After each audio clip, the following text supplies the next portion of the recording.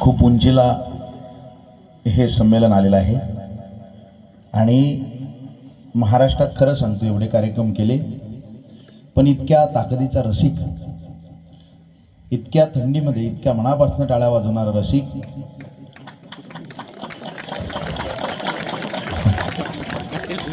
मी serious वातावरण serious ठेवण्याचा प्रयत्न करत होतो. तुम्ही ते सिरियस वातावरण विनोदाकडे घेऊन गेलात, ही तुमची चुकी आहे. माझ्या ना चेहऱ्यावर हास्य आहे ना माझ्या डोळ्यात हास्य आहे, पण महाराष्ट्रभर मी एक गोष्ट मान्य करतो, मी शांत असताना घोडके दादांची ती कविता ऐकलेली आहे आणि जगातला सगळ्यात मोठा जर सिरियस कुठला विषय असेल तर तो प्रेम हा विषय आहे असं मला प्रामुख्यानं वाटतं. मध्यंतरी नागराज मंजुळे एका ठिकाणी म्हटले होते की या जगातला सगळ्यात मोठा विद्रोह आज प्रेम आहे. प्रेम हा सगळ्यात मोठा विद्रोह आहे. आज प्रेम ही गोष्ट फार हलक्यात घेतली जाते, परंतु प्रेमा इतकी सिरियस गोष्ट या जगात नाही. पोथी पटपट जगमुआ पंडित भयानक होय, ढाई आखर प्रेम का पढे सुपंडित होय.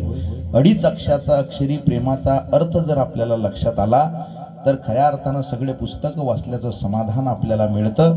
म्हणून प्रत्येक माणसाला प्रेम करता येणं गरजेचं आहे.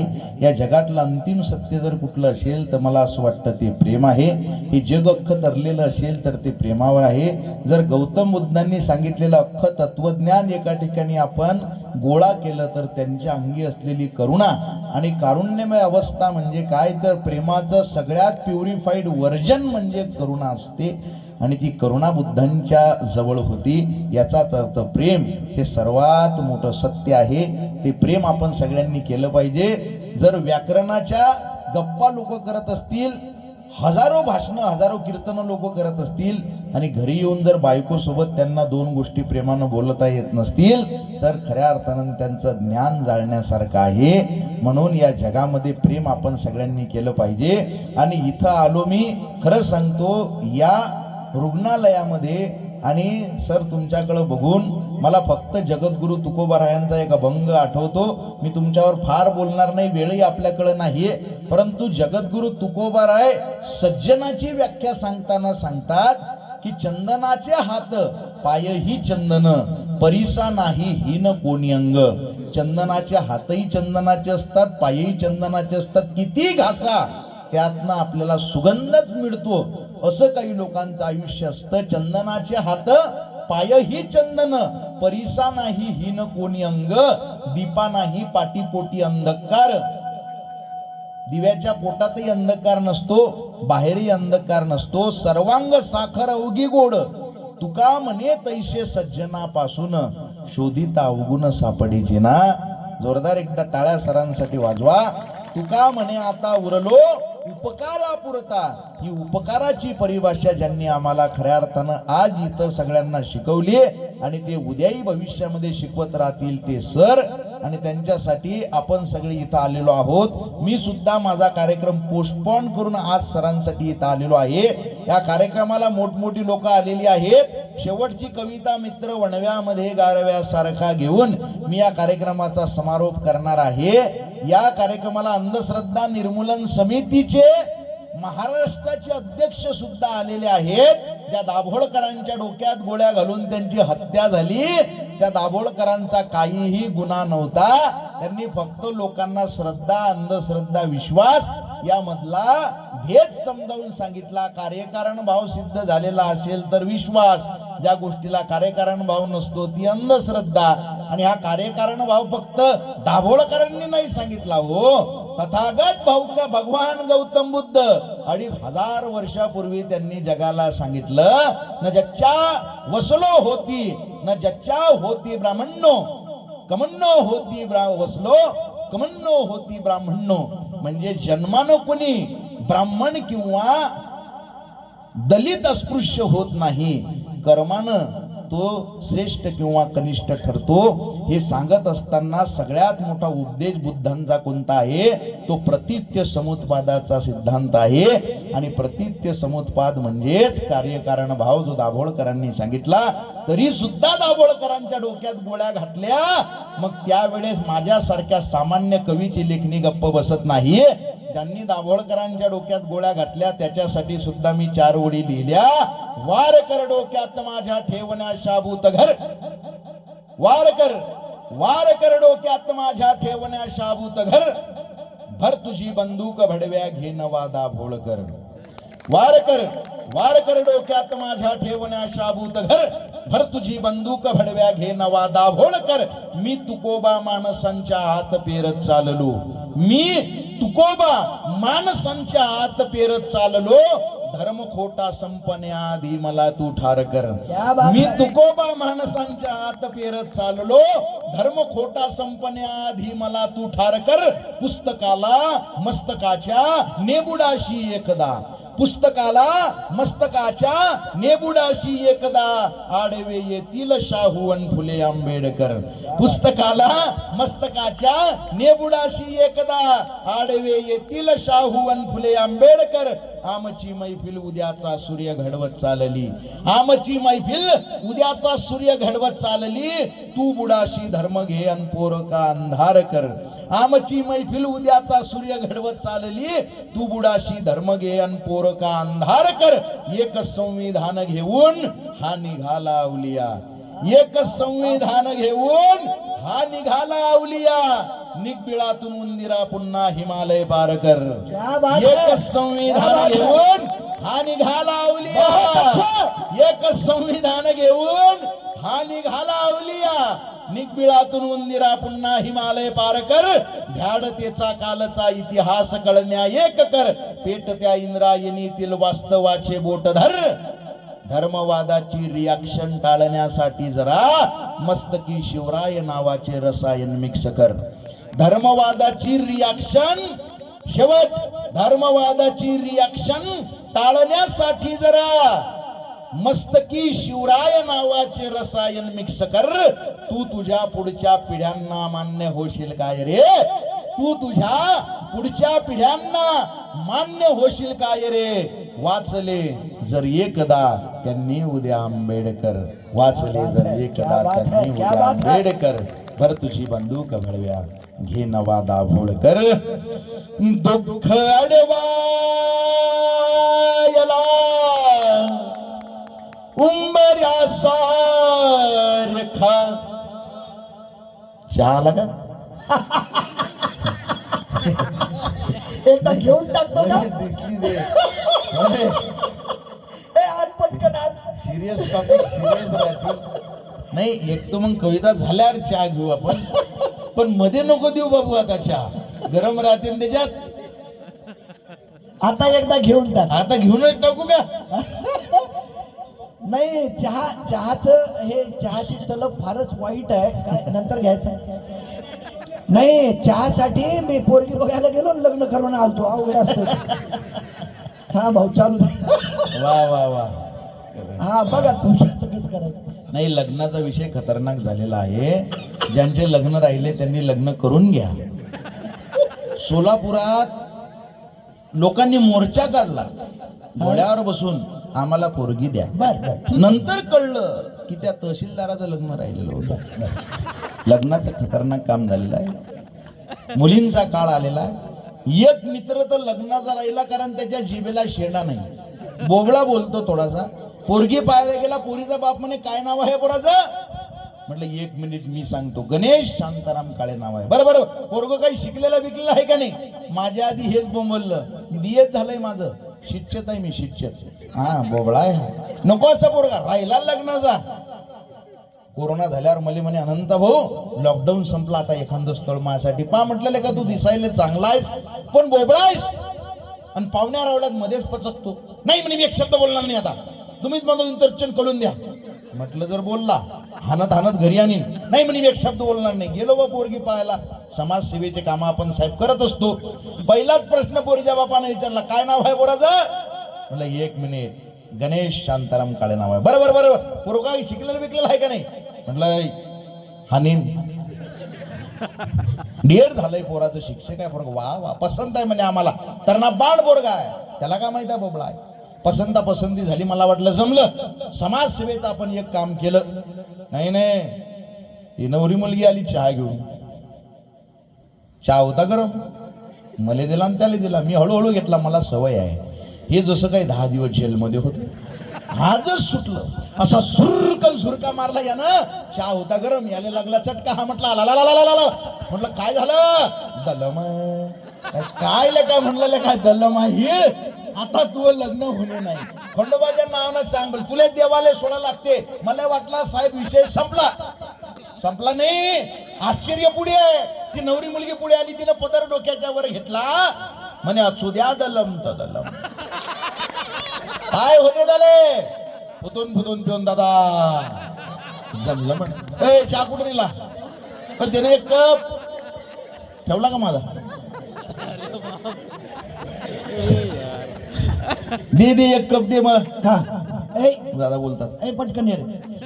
अर्थ सांगते वेदांचाही सुरकुत्यांची ओवीर. वा वा. म्हातारपण हे साध नाही, किती कुलपाचे चावीर. वा वा वा. अर्थ सांगते वेदांचाही सुरकुत्यांची ओवीर. म्हातारपण हे साध नाही, किती कुलपाची चावीर. किती पुरांना पुरून उरला निधड्या छातीचा डोंगर.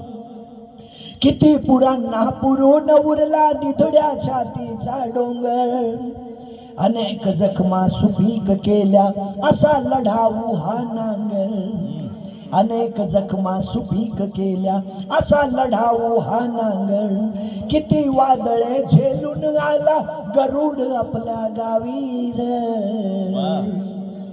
म्हातारपण हे साध नाही, किती कुलपाची चावीर. किती पाखर जपली त्यानं उपास पोटी राहुनिया. गोड खायची इच्छा झाली फक्त घेतलं पाहुनिया. जिवंत मूर्ती तुझ्या घरातच कीर्ती त्यांची गावीर. म्हातारपण हे साध नाही, किती कुलपाची चावीर. बहिणीसाठी बहीण झाला, भावासाठी भाऊ तो. लेकीसाठी चंद्र झाला, लेकासाठी जिजाऊ तो. जिंकत गेला ओढे नाले, सिंधू सतलज रावीर. म्हातारपण हे साध नाही, किती कुलपाची चावीर. रुकावट के लिए खेद है. क्या बात है, क्या बात है. उतार वयात जर्जर झालेलं शरीर कमरेतून वागतं तेव्हा, उतार वयात जर्जर झालेलं शरीर कमरेतून वागतं तेव्हा आयुष्य चेहऱ्यावर सुरकुत्यांचं सुंदर नक्षीकाम करतं. डोक्यावर केसांचं पांढरं शुभ्र आभाळ निर्माण करतं. आणि या बदलणाऱ्या ऋतूंची दृष्ट लागू नये म्हणून काळवणलेल्या डोळ्यात मोतीबिंदूचा एखादा तीट लावतं. तेव्हा अस्पष्ट झालेल्या नजरेला स्पष्ट दिसत असतं सगळं. आणि त्या स्पष्ट नजरेतनं ही सगळी लोक आपल्याकडे बघत असतात. आपल्या कार्यक्रमाला सुद्धा अशी आयुष्याचा अनुभव घेतलेली सगळी लोक आहेत. आणि मी जी मित्र वणव्यामध्ये कविता सादर करणार आहे, मला वाटलं होतं ही कविता दादा तरुणांमध्ये व्हायरल होईल, पण ही ज्येष्ठांमध्ये आणि जास्तीत जास्त वृद्ध लोकांमध्ये व्हायरल झाली. मला पुण्यावरनं 84 वर्षाच्या एका आजोबांचा फोन आला. मला म्हटलं आय एम रनिंग 85. मी 85 वर्षाचा हिरवागार तरुण आहे. म्हटलं मग काही नाही म्हणे, माझे मित्र आहेत 71, 78, 77. म्हटलं मग आम्ही म्हणे प्रत्येक महिन्याच्या पहिल्या बुधवारी गेट टुगेदर घेत असतो. आणि त्या गेट टुगेदरला कोणती कविता म्हणत नाही म्हणे गड्या. आमच्यातल्या कोणाची तरी विकेट पडलेली असते, आम्ही त्याला श्रद्धांजली देण्याचं काम करतो. आणि त्या श्रद्धांजलीला कोणता श्लोक म्हणत नाही, मंत्र म्हणत नाही. तुझी ही मैत्रीची कविता आम्ही श्रद्धांजली म्हणून वापरतो. यापेक्षा आपल्या कवितेचा मोठा पुरस्कार नाही. आणि आम्हाला सगळ्यांना मनापासून तुम्ही ऐकलं. आम्ही सुद्धा कामधंदे सोडून फक्त प्रबोधनाचं काम करतो.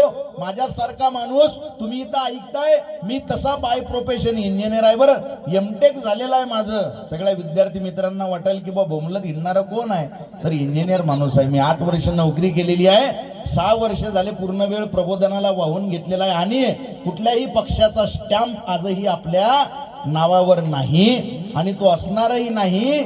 या विधानसभेत 17 प्रचार सभा मी कॅन्सल केल्या, कारण त्यांचं म्हणणं होतं दादा कार्यक्रम झाल्यानंतर एक वाक्य फक्त एवढं म्हणा की हे आमचे मित्र आहेत, यांना प्रचंड बहुमताने निवडून द्या. म्हटलं पहिली गोष्ट तुम्ही माझे मित्र नाही, दुसरं तुम्ही काय दिवे लावले मला माहीत नाही, त्यामुळे मी ते स्टेटमेंट वापरू शकत नाही. म्हणे दादा मानधन देतो म्हणे आम्ही लाखानं. म्हटलं तुमचे लाख तुमच्याकडे ठेवा, माझ्या बापानं मला इमानदारी शिकवली. म्हटलं दादा कोणी म्हणे मा बाप आमदार आहे, कोणी म्हणे मा बाप खासदार आहे, कोणी म्हणे मा बाप जहागीरदार आहे, छाती फुटेपर्यंत हा पठ्ठ्या सांगत असतो मा बाप इमानदार आहे, मा बाप इमानदार आहे. इमानदारी मा बापानं शिकवली. माझ्या आईच्या पलीकडे कोणता आपला देव नाही आणि खऱ्या अर्थानं माणूस केंद्रस्थानी ठेवून जगणारा मी माणूस आहे. म्हणे एखादं तर वाक्य म्हणजा म्हणे. म्हटलं जास्तीत जास्त तुमच्या कार्यक्रमाला एक वाक्य मी म्हणू शकतो. म्हणे काय? म्हटलं बा कार्यक्रम झाल्यावर मी एवढं म्हणू शकतो की हे चांगले असतील तर यांना निवडून द्या आणि हे चांगले नसतील तर यांना पाडा. ते म्हणे पाडा बी म्हणसाल का? म्हटलं हो पाडा बी म्हणणार आहे.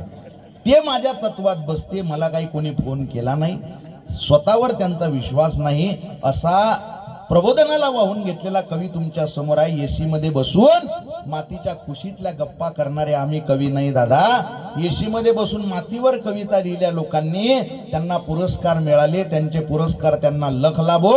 आम्ही शेती मातीच्या कविता लिहितो, आमचा बाप शेतकरी आहे म्हणून आम्ही लिहितो. 4 ओळीची कविता पत्रकारांनी एवढी व्हायरल केली होती मधल्या काळामध्ये. 4च ओळी आहेत फक्त. बऱ्याच दिवसानं त्या झोपडीत लकलकाट दिसतोय.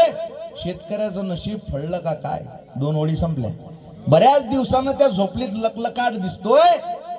शेतकऱ्याचं नशीब फळलं का काय? दिवाळी नाय, दसरा नाय, यानं घरातच प्रेत जाळलं का काय? हा शेतकऱ्याचा पोरगा आहे दादा. आणि शेतकरी ज्या दिवशी आत्महत्या करते का नाही, त्या दिवशी त्यांना आत्महत्या केलेली नसते. मनातल्या मनात महिनाभर त्यांना आत्महत्या केलेली असते. दररोज बाबळीच्या झाडाकडे बघते, घरी जाते, फक्त हिम्मत होत नाही. लेकरं बाळा आठवतात आणि हे त्याची परिस्थिती. त्याचे 2 बैल बघत असतात. तुमच्यामध्ये कोण कोण आहे ज्यांना कधीतरी बैलाच्या खांद्यावर हात ठेवलेला आहे? क्या बात आहे. याचा अर्थ शेती मातीशी संबंधित तुम्ही लोक आहात. बैलांना भावना कळतात. मी एक फोटो बघितला होता फेसबुकवर. 2 बैल शेतकऱ्याला मिठी मारलेला फोटो होता आणि तिथं वाक्य लिहिलेलं होतं, मालक आपण अजून प्रयत्न करू, फक्त तुम्ही हार मानू नका, आत्महत्या करू नका. मला 2 ओळी सुचल्या की बैल काय म्हणत असतील त्याच्या मालकाला. 2 आऱ्या मार मले भेऊ नको र, सोडून पण मालका तू जाऊ नको र. 2 आऱ्या मार मले भेऊ नको र, सोडून पण मालका तू जाऊ नको र. उठ गड्या झोल आता खाऊ नको र, उठ गड्या झोल आता खाऊ नको र. त्या बाभळीच्या झाडाकड पाहू नको र, त्या बाभळीच्या झाडाकड पाहू नको र. आणि ज्यांनी एसी मध्ये बसून आमच्या शेती मातीवर आमच्या बापावर कविता लिहिल्या, त्यांना बी आपण सोडलं नाही. त्यांच्यावर बी 2 ओळी लिहिल्या. जन्म गेला तुझा गारव्या सारखा, काव्यथा मांडतो भोगल्या सारखा, दुःख का मांडतो भोगल्या सारखा. सापडे साचले कल्पनेचे किती, सापडे साचले कल्पनेचे किती. हुंदका हिंडतो पोरक्या सारखा, काव्यथा मांडतो भोगल्या सारखा. झाड वाढेलही ओल भेटेलही. अनंतराव तुमच्या कविता आज का जातात काळजात? झाड वाढेलही ओल भेटेलही आत जा तू जरासा मुळासारखा का व्यथा मांडतो भोगल्यासारखा दुःख अडवायला उंबऱ्यासारखा. हा अँगल घेणं समोरचा इकडून घ्या ना दादा, इकडून चांगला फोटो येते ना माया, मी हँडसम दिसतो, इकडून घ्या. या लवकर खुर्ची घ्या, इकडून चोरून इकडून नका काढू, इकडून घ्या. उठा उठा. नाही नाही, पर्यायच नसतो आपल्या पुढं. उठणे म्हणजे उठणे, खुर्ची घेऊन इथं बसणे. दादा बसा बसा बसा, 2 खुर्च्या घ्या, घाबरू नका तुम्ही. घ्या, त्या सरांना बी घ्या, मित्र घ्या वनव्यामध्ये गारव्यासारखा. घ्या घ्या. क्या बात आहे. खुर्ची नरम होती म्हणून सोडत नव्हती का हो? दोन्ही खुर्च्या नरम होत्या. इकडून घ्या, त्या खुर्चीहून बसून सिग्नल हे चांगला येतो आपला. तिथं बसता का? जीव कंटाळला यार शहराकडे. तुम्हाला इन्स्टा टाकायला होते ना हे सध्या व्हायरल चालू आहे, ट्रेंडिंगला. हा, मला माहित आहे सगळं ते. नवी जुनी झाली आता. जीव कंटाळला यार शहराकडे चलन गावाकडे, चलन गावाकडे, चलन गावाकडे, चलन गावाकडे. पार नाही तिथे नाही शेजारही, पार नाही तिथे नाही शेजारही. जात नाही कोणी एकमेकाकडे, चलन गावाकडे, चलन गावाकडे. पाहुण्यासारखा आज येतो घरी. पुण्याहून पाहुण्यासारखा येतो स्वतःच्या घरी. पाहुण्यासारखा आज येतो घरी. पाहुणा राहतो, पाहुणा राहतो माय बापाकडे, चलन गावाकडे, चलन गावाकडे. दुःख अडवायला उंबऱ्यासारखा मित्र वणव्यामध्ये गारव्यासारखा. मित्र वणव्यामध्ये गारव्यासारखा.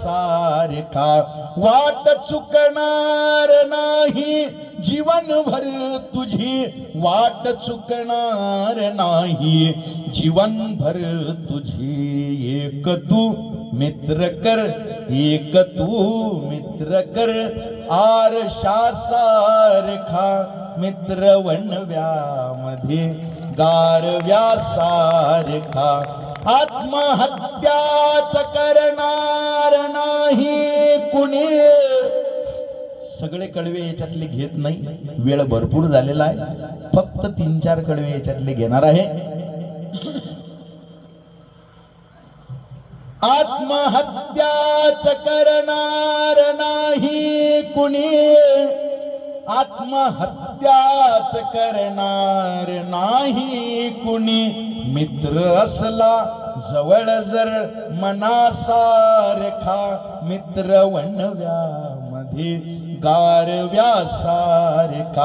जाळताना मला देह ठेवावसा. का घेऊ एखादा अजून शेर? काऊगा हिंडतो देव शोधायला. या कवितेचे जवळजवळ 2 कोटी व्हिडिओ तयार झाले. इंस्टाग्राम, फेसबुक, यूट्यूब 10,000 वेगवेगळ्या लोकांनी ही कविता गायली. लोकांचे चॅनल मॉनिटाईज झाले, त्याला पैसे चालू झाले. माझं अनंत राऊत 11 नावाचा चॅनल घरी बसलेला. हे मी सांगून टाकलं म्हणजे सबस्क्राईब करून टाका. मला लोक म्हणत तुम्ही प्रत्येक कार्यक्रमात जरी सांगितलं म्हणजे 5-5 हजार लोक असतात तुमच्या कार्यक्रमात, सांगत जा. म्हटलं ज्याची इच्छा असेल तो सबस्क्राईब करेल, ज्याची नसेल इच्छा तो दुसऱ्याला सबस्क्राईब करेल. आपली कविता मोठी होते आहे ना, हे लय महत्वाचं आहे. पण एवढे व्हिडिओ तयार झाले, कथेत, कीर्तनात, तमाशात, लावणीत, ते दशावतारी चालते तिकडे कोकणात. राम रावणाचं युद्ध चालू असताना ते स्क्रिप्ट चेंज करत नाहीत. त्याच्यात माझी कविता घातली. राम रावणाचं युद्ध चालू असताना मित्र वणव्यामध्ये गारव्या सारा. वडाप मध्ये लग्नात लोक नाचले आपल्या कवितेवर. आता पुणे विद्यापीठाला अभ्यासक्रमाला लागली आपली कविता. पण मला आनंद झाला एवढा नाही झाला. मला माझ्या कवितेचा अभिमान कधी वाटला दादा, तुम्हाला परभणी माहित आहे ना, परभणी जवळ एक खेडा आहे. तिथून मला संध्याकाळी 5:30 वाजता एक फोन आला. मला म्हटला दादा 2 मिनिटं वेळ आहे का? म्हटलं बोला. आवाज अस्वस्थ होता त्याचा. काही नाही म्हणे, 15-20 दिवस झाले म्हणे मित्राचा मेसेज कॉल नव्हता. अचानक दुपारी 2:15 वाजता मोबाईलवर मेसेज पडला म्हणे काही चुका झाल्या असतील तर माफ करून टाक म्हणे. गड्या आज आपल्या मैत्रीचा शेवटचा दिवस. माझ्या डोक्यात ट्यूब पेटली. मी गाडी काढली म्हणे, त्याच्या घरी गेलो. हॉलमध्ये आई वडील बसलेले होते. मी तिथं थांबलो नाही म्हणे, डायरेक्ट बेडरूम मध्ये गेलो. तर पंख्याला त्यानं दोर बांधलेला होता, पायाखाली स्टूल घेतलेला होता, कार्यक्रमाची तयारी झालेली होती. मी त्याचे पाय धरले म्हणे, त्याला खाली उतरवलं, त्याच्या गळ्यातला फाशीचा दोर काढला. तुम्हाला का फोन केला म्हणे दादा? त्यानं हाताची मूठ बांधलेली होती, आम्ही उघडली. त्याच्यात एक चिठ्ठी लिहिलेली होती आणि त्या चिठ्ठीवर 4 ओळी लिहिलेल्या होत्या. का उगा हिंडतो देव शोधायला, मित्र आहे जवळ मंदिरासारखा, मित्र वणव्यामध्ये गारव्यासारखा. अबे म्हटलं त्याच्याकडे दे, मी त्याला जरा मोटिवेट करतो. नाही म्हणे दादा वातावरण तापलेलं आहे. आताच घटना घडलेली आहे, पण त्याच्या आईनं मेसेज दिलेला आहे म्हणे, ज्या कोण्या कवीनं हे कविता लिहिलेली आहे त्याला एकदा आपल्या घरी आण म्हणे, मला मायेनं त्याच्या डोक्यावर हात ठेवायचाय. जगातला सगळ्यात मोठा पुरस्कार आपल्या कवितेला मिळाला. याच्या पलीकडे आपला कोणताही मोठा पुरस्कार नाही. टाळ्यांचा आणि डोळ्यांचा प्रतिसाद घेऊन महाराष्ट्र भर फिरणारी आमची फकीराची जात आहे. आणि मैत्रीसाठी पुराणातल्या कथांची गरज नाही. हा कोरोनाचा काळ बघितला, एकमेकाले हात लावत नव्हते हो लोक. अशा काळात मित्रांच्या आई वडिलांना पाठीवर घेऊन हॉस्पिटलमध्ये ऍडमिट करणारे मित्र या समाजात होते. म्हणून हा कोरोनाचा काळ आपण यशस्वीरित्या पार करू शकलो. अबे मित्र गरीब असतो, मित्र श्रीमंत असतो, मित्र हुशार असतो, मित्र मंद असतो, पण तो जोपर्यंत सोबत आहे ना, दुःखासाठी काळजाचा दरवाजा बंद असतो. मित्र शेमडा जरी असला ना, तो तुम्हाला कधी आत्महत्या करू देणार नाही. म्हणून एक तरी आपला मित्र असला पाहिजे आणि मरेपर्यंत आपण तो जपला पाहिजे. एकदा फक्त हात वर करा बरं, कुणाकुणाला जीवलग मित्र आहे किंवा मैत्रीण आहे. क्या बात आहे. एवढ्या लोकांनी हात वर केले, हात खाली करा. तुम्ही विनंतीला मान दिला. महाराष्ट्रात एवढे कार्यक्रम केले, पण एवढे हात वर करणारे लोक मी इथं किनवट मध्ये पहिल्यांदा बघितले.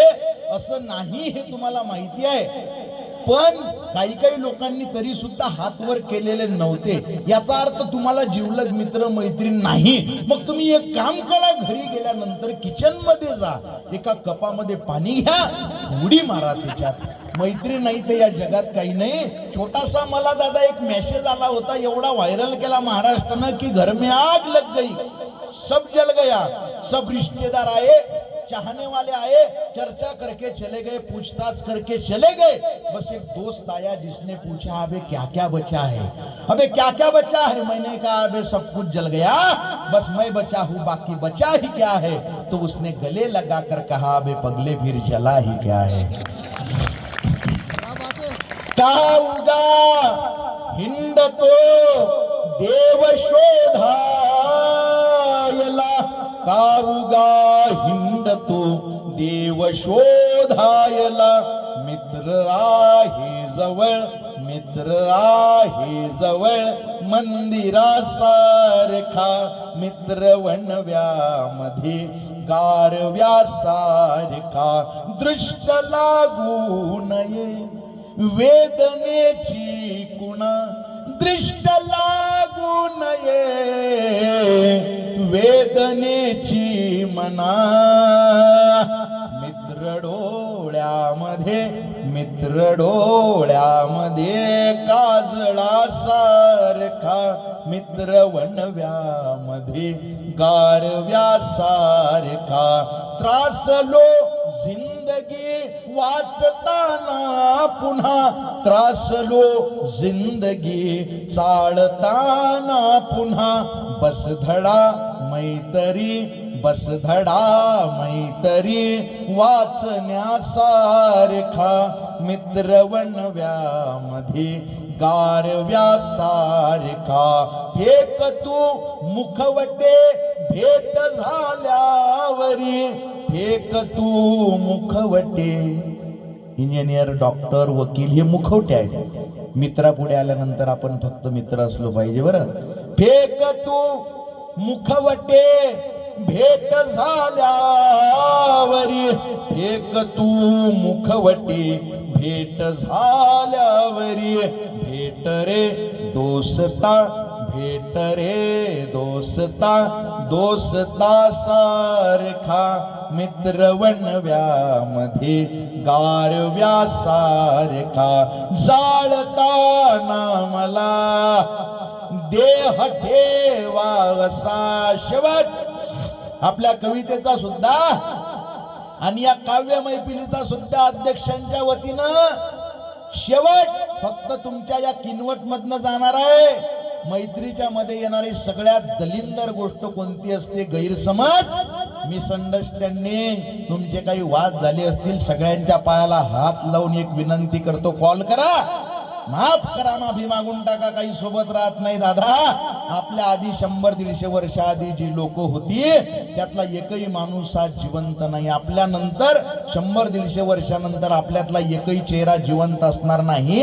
आपले फोटो झालेले असतील, भिंतीला लावतील आणि येणारी पिढी ते फोटोही काढून टाकेल, घरात जागा नाही म्हणून. काही सोबत राहत नाही. आजचा जर या पेंडॉलचा फोटो काढला, या रुग्णालयाचा फोटो काढला, या रुग्णालयाला सुद्धा 500 वर्ष आयुर्मान लाभणार आहे, या आपण शुभेच्छा देऊ. पण मग 700 वर्षानंतर आपण जर येणाऱ्या पिढ्यांना, त्यांनी एकमेकांना आजचा हा फोटो दाखवला तर ते काय चर्चा करतील? अरे आपले पूर्वज असे दिसायचे. बेबीच्या देठापासून एक कवी बोलत होता, मनापासून थंडी असताना लोक ऐकत होते, स्टेजवर खतरनाक लोक बसलेले होते, साऊंडवाल्यांचं लग्न झालेलं होतं. आपण पूर्वज झालेलं असू, काही शिल्लक राहते का? मित्रांना सांगा, शेवट तू चुकलायस, मी तुझ्या पाठीशी आहे. काही दलिंदर मित्र सुद्धा असतात समाजात. त्या मित्रांनी मला तर एकानं फोन केला, म्हणे तुम्ही मित्र वनव्यामध्ये गारव्यासारखा कविता लिहिली दादा. आमच्या आयुष्यात म्हणे गारव्यासारखे नाही, सगळे वनव्यासारखेच मित्र आले. म्हटलं कसा मित्र तुला अपेक्षित आहे? म्हणे बा मला जीव लावणारा, माझी काळजी करणारा, मी मागेल त्यावेळेस पैसे उसने देणारा आणि परत कधीच रिटर्न न मागणारा. म्हटलं झेंडूबाम आहेस तू. म्हटलं जसा मित्र तुला अपेक्षित आहे बावळ्या, ते सगळे गुण तू स्वतःमध्ये निर्माण कर. कदाचित तुला कोणीतरी भेटल्यानंतर त्याचा शोध संपेल आणि त्याला एखादा मित्र वणव्यामध्ये गारव्यासारखा भेटेल. आपण दुसऱ्याकडनं अपेक्षा करतो. माफ करणं, बुद्ध म्हणतात, चुरगाळल्यानंतर फुलांनी दिलेला सुगंध म्हणजे क्षमा, आणि क्षमा ज्ञानी माणसाचं सगळ्यात जवळचं लक्षण आहे. मित्राला सांगा तू चुकलायस, मी तुझ्या पाठीशी आहे, सोबतीने संपवू अंधार मित्रा, वेदनेचा ही करू शृंगार मित्रा. अबे घर तसे मजबूत असते मैत्रीचे, गैरसमजाचे नको पंधार मित्रा. तू दगा केला साता चल असू दे, मी तरी सोबत तुझ्या असणार मित्रा. आणि वेगळे सावज नको लावू गळाला, वेगळे सावज नको लावू गळाला. तोच गळगे मी पुन्हा फसणार मित्रा, तोच गळगे मी पुन्हा फसणार मित्रा. मित्र वणव्यामध्ये गारव्यासारखा दर्द की राह में दहलीजों की तरह. तुमच्या या महाराष्ट्रातल्या लेकराची कविता भारतभर हिंदी मध्ये होणार आहे आता. दर्द की राह में दहलीजों की तरह, दोस्ती धूप में बादलों की तरह, दोस्ती धूप में बादलों की तरह. इन नकाबों से बाहर निकल के मिलो, इन नकाबों से बाहर निकल के मिलो, दोस्तों से मिलो दोस्तों की तरह. दोस्ती धूप में बादलों की तरह दुःख आडवा माटे उंबराना येऊ. गुजराती सगळं गुजरातला चालले ना. दुःख आडवा माटे उंबराना येऊ मित्र वनवा माछे गारवाना येऊ. मित्र वनव्यामध्ये गारव्या सारखा पाड तू कोकणी. दादा कोकणात असतो ना आपण, विदर्भातले लोक आहे ते हिरवेगार आहेत आता आजकाल. पाड तू कोकणी मी विदर्भातला. पाड तू कोकणी मी विदर्भातला. घे जवळ काढ दुष्काळ माझ्यातला. मित्र वनव्यामध्ये गारव्या सारखा प्रेम की मैत्री संभ्रमाचा झुला. प्रेम की मैत्री संभ्रमाचा झुला. याच वेळी ठरव काय देऊ तुला. एक लड़का और लड़की कभी दोस्त नहीं हो सकते. हे वाक्य तुम्ही ऐकलं का? मुली हसल्या ना, मुलंही हसली, त्यांना कळलं. अत्यंत दलिंदर वाक्य आहे. एक मुलगा आणि मुलगी कधी मित्र होऊ शकत नाहीत का? मी सांगतो होऊ शकतात. फक्त म्हणून तुमच्यासाठी मी ह्या दोन ओळी घ्यायला घेतल्या. आपण ठरवणं गरजेचं आहे सुरुवातीला, हे प्रेम आहे की ही मैत्री आहे. एकदा ठरलं की मग एक मुलगा मुलगी यांच्यामध्ये जी निखळ मैत्री होते ना, ती तुम्हाला आयुष्यभर आनंदासाठी, जगण्यासाठी, यशासाठी प्रेरित करते. प्रेम की मैत्री संभ्रमाचा झुला. याच वेळी ठरव काय देऊ तुला. या इथे ठरवूया हद्द आपापली. या इथे ठरवूया हद्द आपापली. गंध दोन्हीकडे पन्निराळा फुला. याच वेळी ठरव काय देऊ तुला. या प्रवाहासही एक देऊ दिशा. या प्रवाहासही एक देऊ दिशा. मग करू आतला प्रेम सागर खुला. याच वेळी ठरव काय देऊ तुला. मित्र वनव्यामध्ये गारव्या सारखा का पुन्हा टाकले आज भिजवून मला. याद आली निघाली उसवून मला. आज हिनवा मला आज टाळा मला. दादा नया आहे तुम्हारे लिए. आज हिनवा मला आज टाळा मला. लोक बघतील उद्या रोज उकरून मला. याद येईल जाईल हसवून मला. दाद काय वढी आज देता मला. प्रेम काय वढे आज देता मला. थांबता लेखणी थांबता लेखणी जाल विसरून मला. मित्र वणव्यामध्ये गारव्या सारखा जाळताना मला देह ठेवावसा. शेवट हे दक्षिणेकडे पाय करा आणि उत्तरेकडे पाय करा. मला जाळताना कसं ठेवा? तुम्ही सगळे जिवंत असणार आहे. तुम्ही तरुण आहे, तुमच्यापेक्षा वय माझं जास्त आहे. तुम्ही बी कसं ठेवा?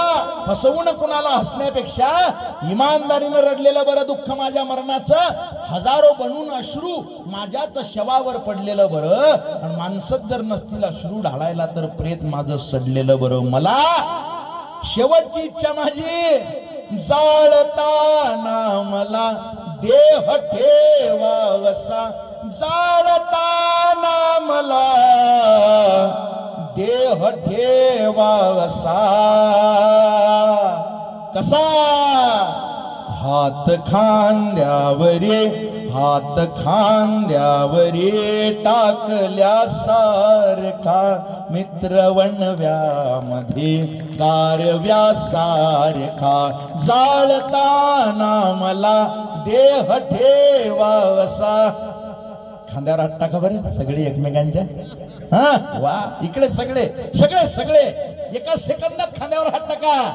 वेळ नाही आपल्याकडे, संपलेला आहे कार्यक्रम. सगळे जण खांद्यावर हात टाका. सर वा वा एक नंबर, क्या बात आहे. तुम्ही खुर्ची चेंज करा. वा वा मैत्रीसाठी खुर्ची चेंज. खुर्चीसाठी लोकांनी बाप चेंज केले, तुम्ही खुर्चीसाठी. वा वा वा वा. मी मध्ये मध्ये खतरनाक बोलत असतो, आता नाच करायचा. वा वा टाकला खांद्यावर सगळे ना. फक्त 2 ओळी माझ्यासोबत म्हणायच्या आहे की नाही. लहान झालं पाहिजे की नाही. मोठं होऊन होऊन माणूस शेवटी मरतो. आपण लहान राहिलं पाहिजे, बरोबर आहे का. है की नाही. उम्र के साथ साथ शैतानियां कम हो गई और हमें लगा कि हम बड़े हो गए.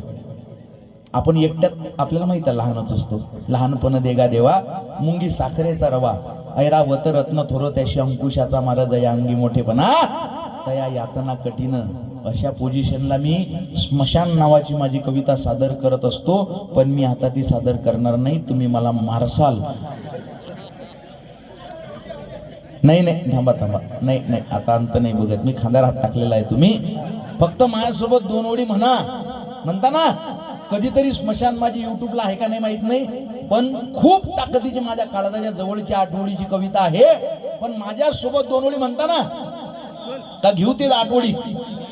गावाच्या वेशी लागून स्मशानभूमी माहिती आहे तुमच्या गावात. फक्त काळजाचे कान करा, फास्ट येतो एकदम. स्मशानभूमीला आईची उपमा कोणी दिलेली बघितली का तुम्ही. घेऊ ना हे 1.5 मिनिटं जाणार आहे. 1.5 मिनिटं. गावाच्या वेशी लागून शांत वातावरणात भकास वाटणारी एक स्मशानभूमी आहे. रस्त्यावरून दूर तिच्या 4 वाकड्या खांबांचा आधार घेतलेला देह पण डोक्यावर अर्धवट तुटलेल्या पत्र्यांचा पदर बघता येतो. सदान कदा एखादं मसनीऊद नाही तर हाडाच्या तुकड्याला शांतपणे निरखून बघणारं श्वान त्या भूमीची विद्रुपता आणि भकासपणा वाढवत असतं. सौंदर्यवर्धक प्राण्यांचा जणू तिथं दुष्काळ पडलाय, पण अशा या विद्रूप मातेवरही आमच्या गावकऱ्यांचा मात्र पिढ्यानपिढ्या मोह जडलाय. गोडके दादा, अशा या विद्रूप मातेवरही आमच्या गावकऱ्यांचा मात्र पिढ्यानपिढ्या मोह जडलाय. माया खानदानानं बी हे प्रेम मनापासून पाळलं होतं. माया आजाला पंजाला तिच्याच कुशीत चाललं होतं. माई माय म्हणते जो आला त्याला तो काळ खाणारच आहे आणि प्रत्येक जण त्या मसनीच्या कुशीत कधीतरी जाणारच आहे. एका मातेपासून आलेलं जगात आलेलं बाळ, कवी काय असतं तुम्हाला सांगतोय बरं का. एका मातेपासून जगात आलेलं बाळ बाह्य जगात वावरतं, जीवाची तगमग करून जन्म व मृत्यू यामधला जीवन नावाचा प्रवास संपवतं आणि शांत सुखी निश्चिंत निद्रा घेण्यासाठी परत या मातेच्या कुशीत शिरतं. हा पण एक काम मात्र तिला झाक करते, एक काम मात्र तिला झाक करते. मांग पाटील कुणबी तेली माळी सगळ्याची एकाच रंगाची राख करते. एक काम मात्र तिला झाक करते. मांग पाटील कुणबी तेली माळी सगळ्याची एकाच रंगाची राख करते. प्रत्येक येणाऱ्या जाणाऱ्याकडं ती माय आवासून बघते. प्रत्येकावर असा एक घाबरा कटाक्ष टाकते. प्रत्येकाला कधी येतोयस रे बाळा अशी आदरण हावरी हाक मारते. मी बी येता जाता तिच्याकडे बघत असतो. तिच्या विद्रुपतेत सौंदर्य चाच पडत असतो. वर्षे गेली तरी न गेले तिच्या भकासपणाचे सौंदर्य. हजारो जीव घेऊन अजूनही ती माय मला उपाशीच दिसते. माझ्याकडे बघून विषण्णशी हसते. जणू ती माझीच वाट बघते, जणू ती माझीच वाट बघते, जणू ती माझीच वाट बघते. जाळताना मला खांद्यावरचे हात काढले तुम्ही. तुम्हाला तुमच्या आई बापाची शपथ खांद्यावर हात टाका बरं. 2 म्हणता ना मला, 2 वेळ म्हणता ना आहे की नाही. जो म्हणणार नाही, मला सगळ्या भाषा येतात पण मी बोलत नाही.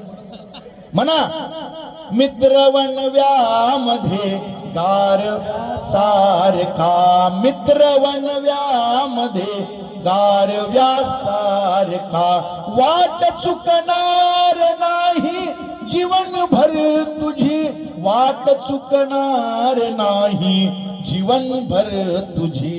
एक तू मित्र कर, एक तू मित्र कर आरशात हा मित्र मध्ये गारव्यासारखा जाळताना मला देह ठेवासा, जाळताना मला देह ठेवासा.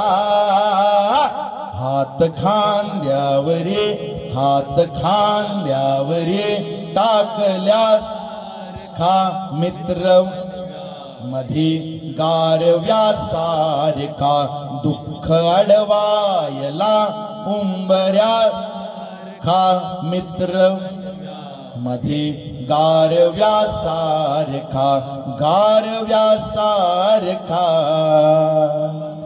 गारव्यासारखा.